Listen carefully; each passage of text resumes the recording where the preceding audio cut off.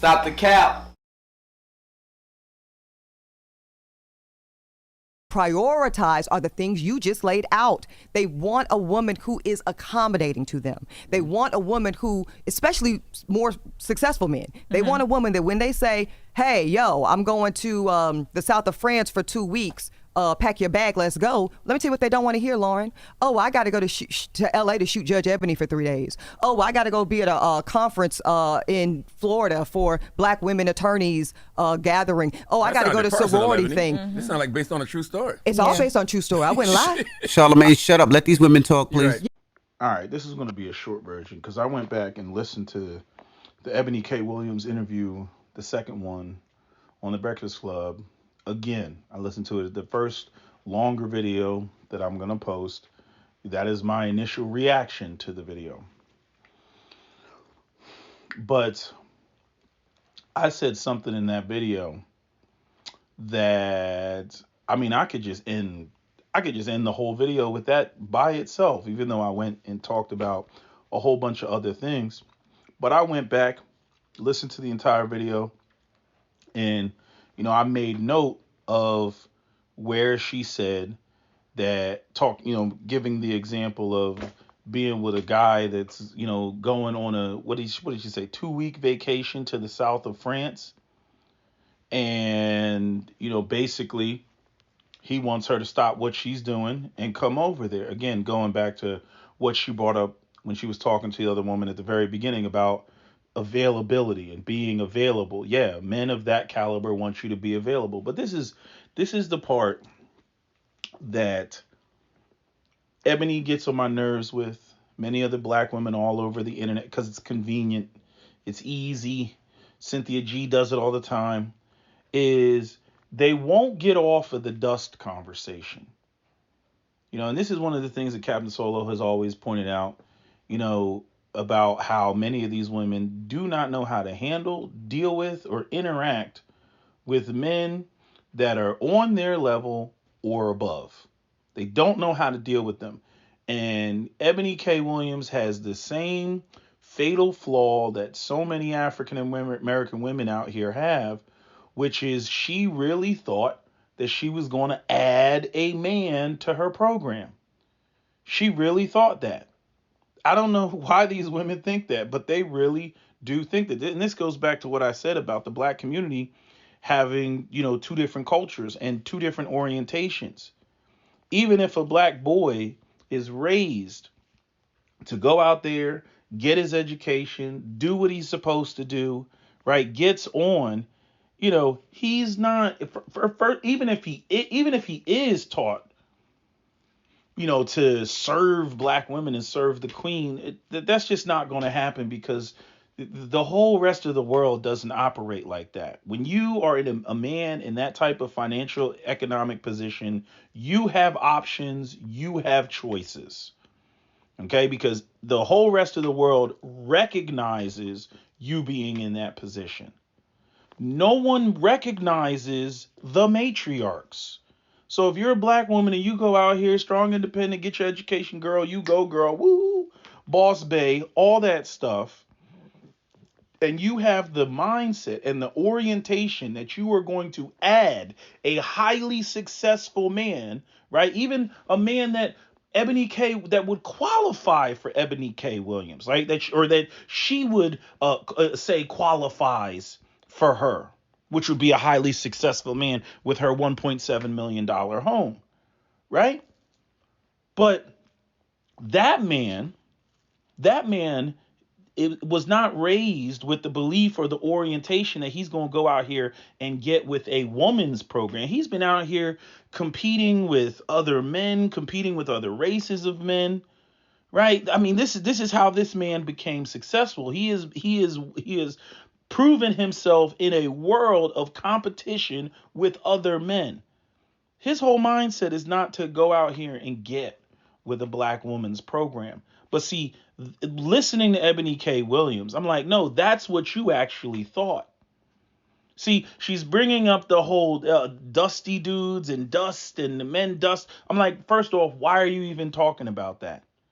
Why are you even bringing that up? That is not the reason why you're in the predicament that you're in. In other words, whether the dude is, in other words, if the dude is dusty, Ebony K. Williams is still going to go out to LA and do her show and do her thing. And if the dude is rich, she's still going to go out there to LA and do her thing and do her show and do what is valuable or valued to her. You see? See, in other words, the phrase that the women come out here and push with this, oh, men need to man up, men need to man. I've already said this, okay? Men cannot man up or rise to a higher position or a higher level to satisfy a feminist ambitions. Okay, they can't do it. Because ultimately what these women want is they want these women to be, they want these men to be successful, but act like a beta, act like a subordinate dude. That's not going to happen. A dude doesn't get to make or exceed the type of money that Ebony K. Williams is making that would qualify him to be able to date Ebony K. Williams. Okay. Or that she would say, he's acceptable. And have the mindset to get with her program like he's adding himself to her song versus the other way around. So while she's running around talking about, and there's so many black women on the internet that do this, they talk about the dusty this, dusty that. But again, when it comes to the man that's actually in the position, talking about going on trips and going on vacations, ready to fly you out. Okay, I need you over here because I got it like that. Right? All these women talking about a luxury lifestyle and what's the other phrase that they use? The luxury lifestyle and they want to be these kept women and live in their femininity and everything. That's not really what Ebony was all about. Ebony was about being a boss bae.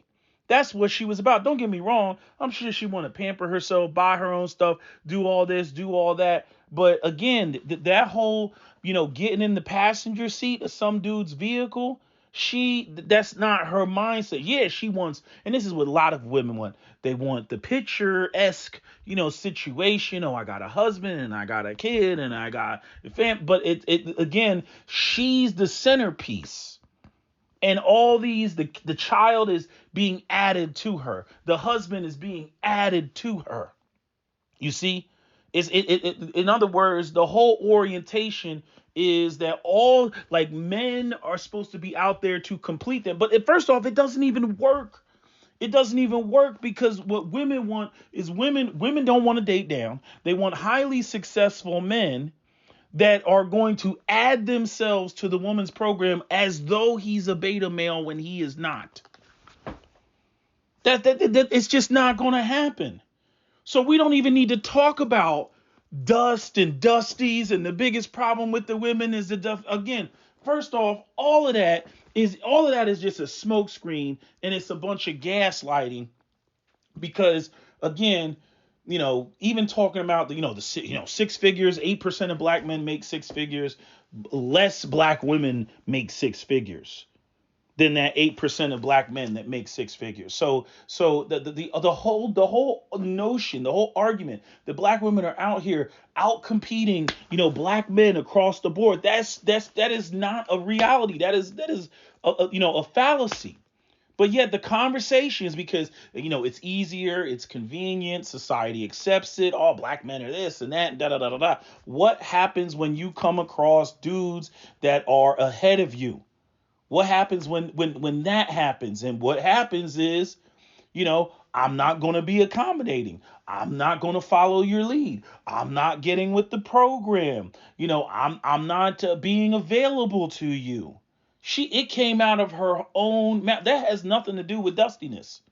Has nothing to do with it. It has everything to do with the fact that Ebony K. Williams thought that she was going to go out here and add a man to her program. And then when she came across the men that were ahead of her, they're like, hey, I'm taking a 2-week vacation in France. Why don't you come over here? She has her own goals, her own thing that she's doing, her own ambitions. Men in positions of power aren't going to want to deal with that. They don't have to deal with that. There's plenty of women that if a man said, "Hey, I'm taking a 2-week vacation in the south of France, the whole thing is on me, get flued out." What do you think most women are going to say? Most women that are not overly ambitious like Ebony K. Williams, they're going to be on that damn plane. And again, of those women, those are going to be the women that typically get chosen to be wives. Those are the women that men are going to pursue. They're not going to pursue an overly ambitious woman that's running around like a chicken with her head cut off, trying to, be immortalized in television. They're not. It does so again, I'm not saying that, a man shouldn't be in the proper financial position, but what I'm saying is to bring up dustiness and dusty dudes, that's irrelevant. If a dude is dusty, she's going to be out there in LA. If a dude is rich, she's still going to be out there in LA. There's nothing that is going to there's no height that a man can reach where she's not going to be out there in LA. There's no height that a man can reach where she's not going to focus on being on the TV show or going to the lawyer's meeting or whatever it is that she does. It doesn't matter. It could be Jeff Bezos. She'll be like, "Well, Jeff, I got a meeting I gotta go to in Texas, to the Lawyers of the Year award or some shit like that, some ceremony that she gonna go to. I got to go out to LA because, I got a TV show and talk show." And the thing is, it's like, I don't expect a woman to drop absolutely everything. Obviously, people have work, people have careers and all that other stuff. But how many times is a dude that has that type of money in that type of position, how many times do you think he's going to tolerate being told no? When he knows in the back of his mind that he's got scores and scores and scores of women with all his material wealth, that women, that would be like, he says jump, they say how high. This is the type of stuff, that women are really faced with, in this regard. I'm saying it's not, Ebony K. Williams did not get disqualified because of her looks. Even at 40, she ain't getting disqualified, because of her looks. There's probably, some man, 45, 46 that got that type of money. She looks good to him. But again, that availability, see, that's where the conversation, not about dusties, not about truck drivers and men that are significantly less successful than her. That's irrelevant. Because once we get to the millionaires and the billionaires and the men that can take 2-week vacations in the south of France, her behavior does not change. It doesn't change anything. So why is there this rhetoric about who needs to man up? Manning up is not going to change her behavior.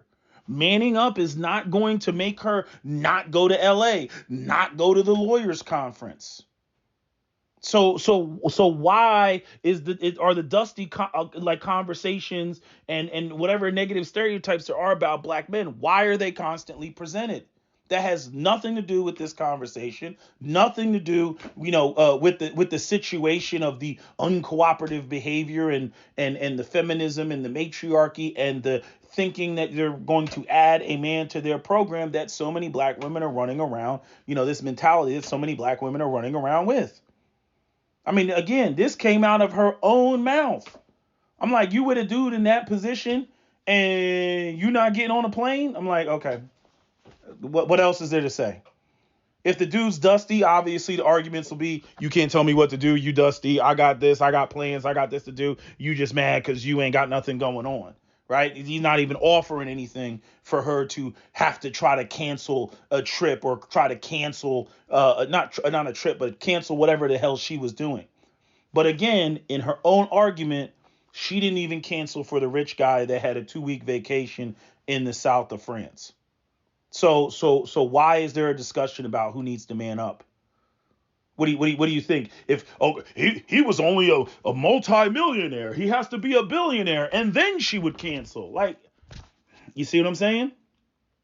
Again, it max out. It max. This is the whole problem with this. The whole notion of hypergamy, like her hypergamous equality. It doesn't exist. It doesn't exist. What Ebony really thought is she was going to go out here, get her education, become, a high-powered attorney, and then, with her career and everything, she was going to find, some dude that was on her level or above, and that they were going to be a power couple together, and that they would pop out kids, and that everything would be 50-50, and that's how the thing would go. And the thing is what women don't understand is that a man that would be, let's just say he's on the exact same level as Ebony K. Williams. Why would he choose Ebony K. Williams when he has everything that would be below Ebony K. Williams, to date? Women who are going to be more accommodating, more submissive, more cooperative, will cancel whatever they got going on to go, to the south of France, because this guy is, he's got it like that, right? You know what I'm saying? Like, seriously speaking, and I already know it gets stupid in the black community, but how many women, let's just put a man on the same level as Ebony K. Williams. How many women of other races do you think are going to say no to a man that owns a $1.7 million home? When do you think he would be told no? Under what circumstances do you think he would be told no? When, the woman's probably worried that, oh my God, let me get my bitch act right because, this dude has options. This is a video of a guy on Instagram where his girl wouldn't let him out the house because he put on a suit. And he was like, he's like, I'm going to the grocery store. She was like, where you think you going? She didn't want him to go. And that's just him in his suit. So you could imagine a dude that has the type of money to take a 2-week vacation in the south of France.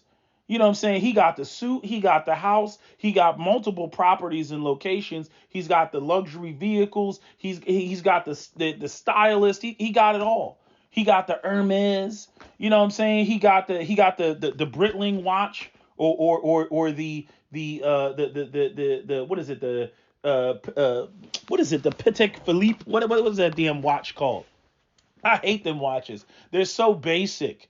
But you'll get people that are like, no, that's the whole thing. You know what I mean? The watch, it's not ostentatious. I'm like, it looks like a basic ass watch. It looks like the watch my grandmother wore. There's nothing special about that damn watch. You know what I mean? But, but you'll have people that'll jump up and they'll be like, oh my God, it's so amazing. You'll see rich people do this shit too. They'll have a sweater. They'll be like, oh my God, it's cashmere. And you're sitting there and you're like, look like some brown ass Charlie Brown looking ass shirt. Shit is basic, but the shirt is like, $800 shirt or some shit like that. And you're like, and but anyway, I'm not even getting into the whole brand thing. I really don't give a shit about the brands and stuff like that. I don't.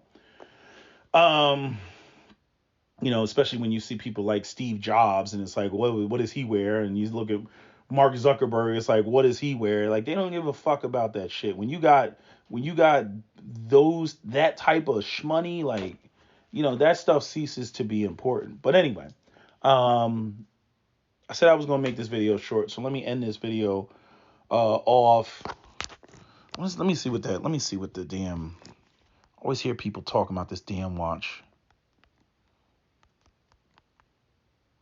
Yeah, Patek Philippe. Who is this dude? Is this who designs the watch? Give me the person. I don't want the watch. I want the person. Sounds like an Indian name. Hold on. I'm just Googling it. Person. No, give me this person. Who is the person? Okay, so this dude been dead since established in 1839. It is named after two of its founders, Okay, so it's two different people. And Anthony Patique and Adrian Philippe. Since 1932, the company has been owned by the Stern family in Switzerland and remains the last family-owned independent watch manufacturer in Geneva. Okay, so got the family country. Okay, so y'all buying, it's a Swiss watchmaker. And interesting website. Anyway, so like I said, see, and that's always been what Captain Solo has always tried to get to. He's like, yeah, we know how they react and respond and all that shit when talking about Dusties. Let's talk about when they get out there and they're dealing with men that have money, power, and resources. How does that work? And again, from Ebony K. Williams' own mouth, you know what I mean? She ain't canceling shit. So, there you go. We don't even need to go into dusty arguments of men that she's not even dealing with. So, anyway, that's my video. SWP out. Don't forget to comment, share, like, and subscribe.